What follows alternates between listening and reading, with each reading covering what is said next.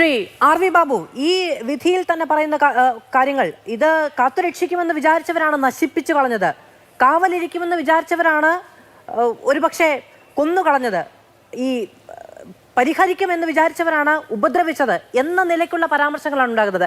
ഞാനിപ്പോൾ അഡ്വക്കേറ്റ് അനിൽകുമാറോട് ചോദിച്ച ഒരൊറ്റ കാര്യം, 4-ാം പ്രതിയുടെ ജാമ്യാപേക്ഷ തള്ളി അറസ്റ്റ് തടയരുത് എന്ന് അറസ്റ്റ് കോടതി വിട്ട് തടഞ്ഞിട്ടുമില്ല.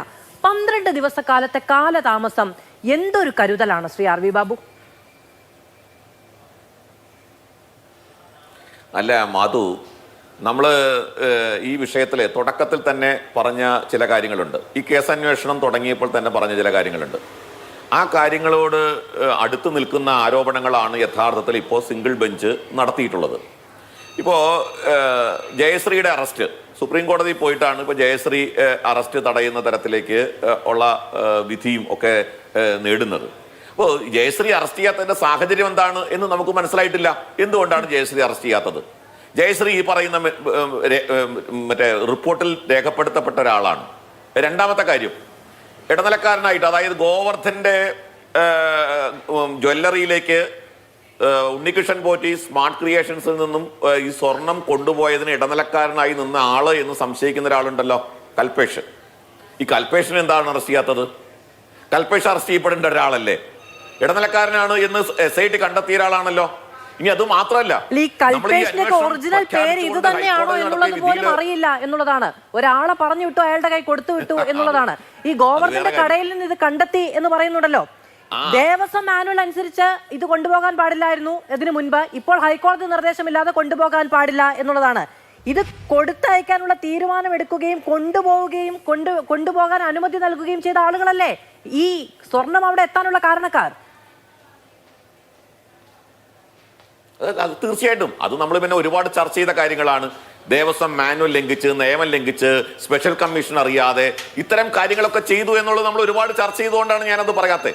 ഞാൻ പറയുന്നത് അത് വളരെ ഗൗരവമായിട്ട് ഇപ്പോഴത്തെ സാഹചര്യത്തിൽ നമ്മൾ ചർച്ച ചെയ്യേണ്ട ഒരു കാര്യം എന്താണ്? പുരാതന മൂല്യമുള്ള വസ്തുക്കൾ എടുക്കുന്ന ഒരു സ്മഗ്ലിംഗ് ടീമുമായിട്ട്, ആ സ്മഗ്ലറുടെ പേരടക്കം ഹൈക്കോടതി അന്ന് പറഞ്ഞിരുന്നു. അപ്പോൾ ഈ കേസ് ഒരു ഇന്റർനാഷണൽ ലെവലിലേക്ക് മാറുന്ന സാഹചര്യത്തിലേക്കാണ് പോകുന്നത്. അവിടെ വരുമ്പോൾ SITയുടെ അന്വേഷണത്തിന്റെ പരിമിതിയെക്കുറിച്ച് നമ്മൾ അന്ന് ചർച്ച ചെയ്തിരുന്നു.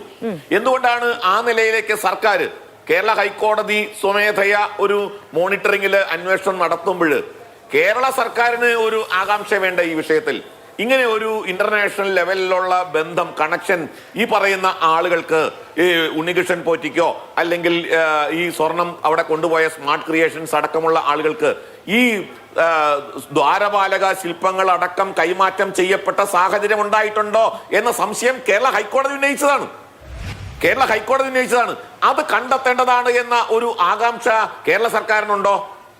കേരള സർക്കാർ ആ നിലയിലേക്ക് ഒരു അന്വേഷണത്തിന് ഒരു സെൻട്രൽ ഏജൻസിയെ നിശ്ചയിക്കണം എന്ന് എന്തുകൊണ്ടാണ് കേരള സർക്കാരിന് തോന്നാത്തത്?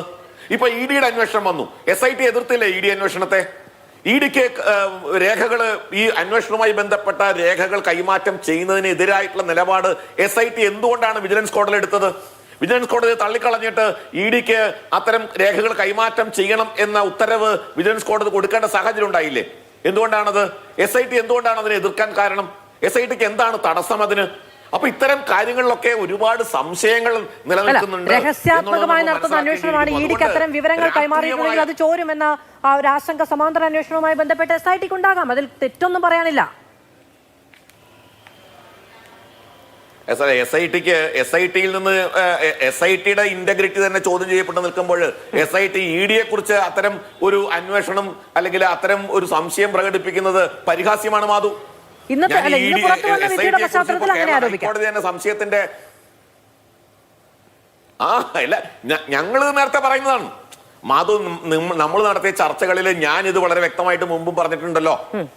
ഇത് ഞാൻ വളരെ വ്യക്തമായി പറഞ്ഞ കാര്യങ്ങളാണ്, ഹിന്ദു സംഘടനകൾ പറഞ്ഞ കാര്യമാണ്.